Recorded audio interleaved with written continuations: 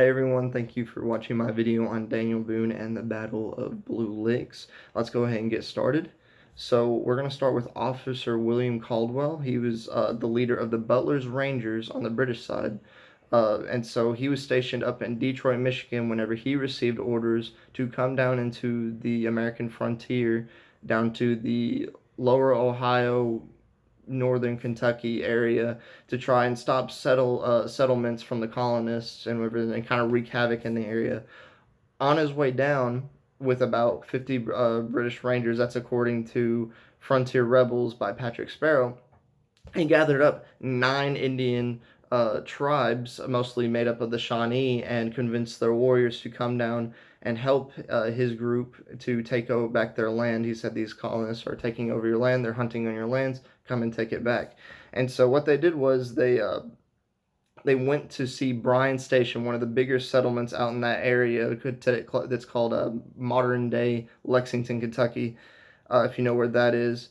And so, according to the Siege at Bryan Station by Bennett Young, they arrived at Bryan Station on August 15th, 1782, and they attacked on the 16th, in the morning of the 16th. So they were firing upon colonists, wreaking havoc, and they were also taking apart their resources, and their goal was to basically go through the town, kill everyone, and get out. And so what they did was they actually were unable to get through into the fort, but they did cause a lot of trouble. The fighting ended at 10 o'clock a.m. on the 17th of August.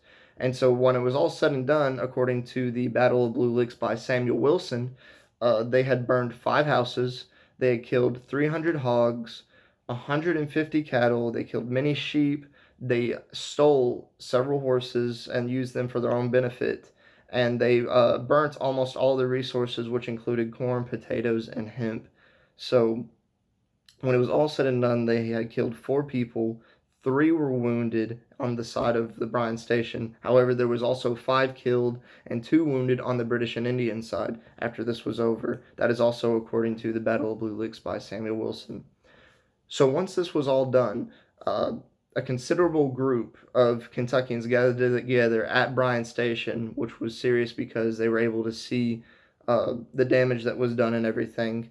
But we don't know the exact number of who all gathered and decided to sign up for the militia that day. According to people like Colonel John Todd in his journal, he says that it was about 180 people. If you ask people like Daniel Boone, who actually brought 45 people from Fayette County, he says the total number was more like 120 people in his journal. So there is some conflicts on ends like that. So that's something I found in my research. We still do not know for sure to this day how many people joined and gathered together that day. We do know, however, most of them came from Lincoln County and not Fayette or Jefferson County at the time. Nonetheless, the Kentucky militia gathered up their supplies and weapons, and they headed out the next morning.